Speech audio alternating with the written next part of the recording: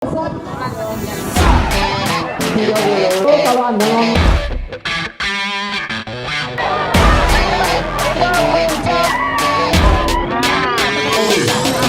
Gerakan PKK merupakan gerakan nasional dalam pembangunan masyarakat, yang dimana memang gerakan kami ini berawal dan bersumber itu dari masyarakat.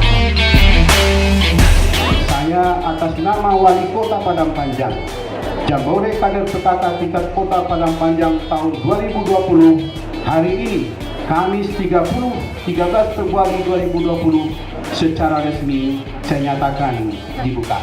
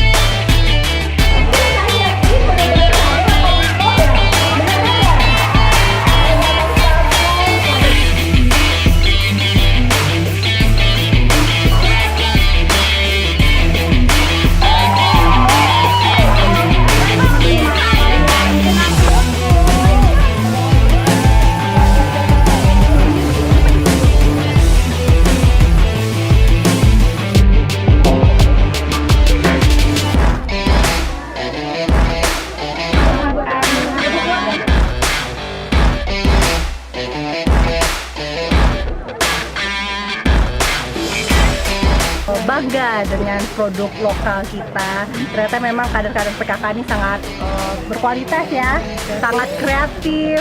Jadi memang mereka bisa mendekor tempat ini dengan bagus, dengan mungkin bisa kita bilang seperti seorang profesional.